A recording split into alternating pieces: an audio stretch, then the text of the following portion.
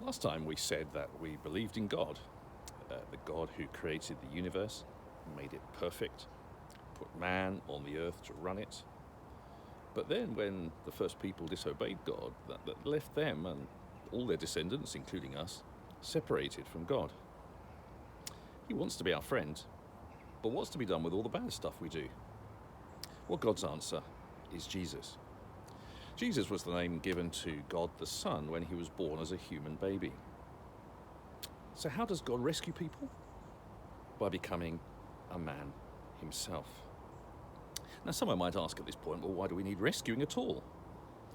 And the Bible's answer is because we've gone our own way, because we've disobeyed God's commands, what the Bible calls sin. A barrier has come down between a perfectly holy God and disobedient humanity. And unless God does something about it, then we're all going to hell. It's not very fashionable to talk about hell today, is it? Though people seem happy enough to talk about heaven, especially perhaps if someone dies. But you can't have one without the other. Either you're with God after you die, or you're not. If you are, you're in heaven. But if you're not, you're in hell. And it all depends on our response to Jesus.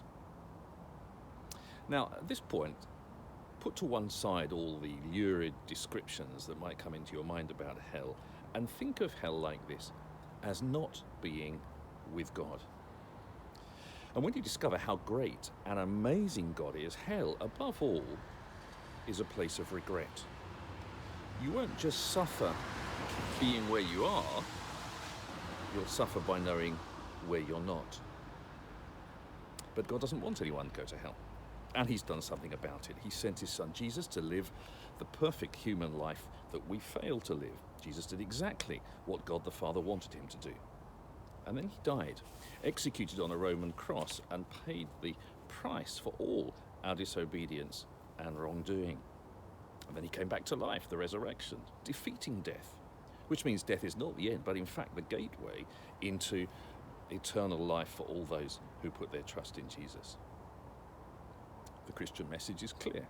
Heaven and hell are real places, and our eternal destiny depends on our response to Jesus. If we trust him, we'll be rescued. If we don't, we'll spend eternity regretting it. Heaven, on the other hand, is described as a new universe, without all the chaos we see in our world today, and it sounds as if God is preparing something rather magnificent for us to live in. It's all summed up in what is probably the best known verse in the Bible. For God so loved the world that he gave his only Son, that whoever believes in him should not perish, but have eternal life.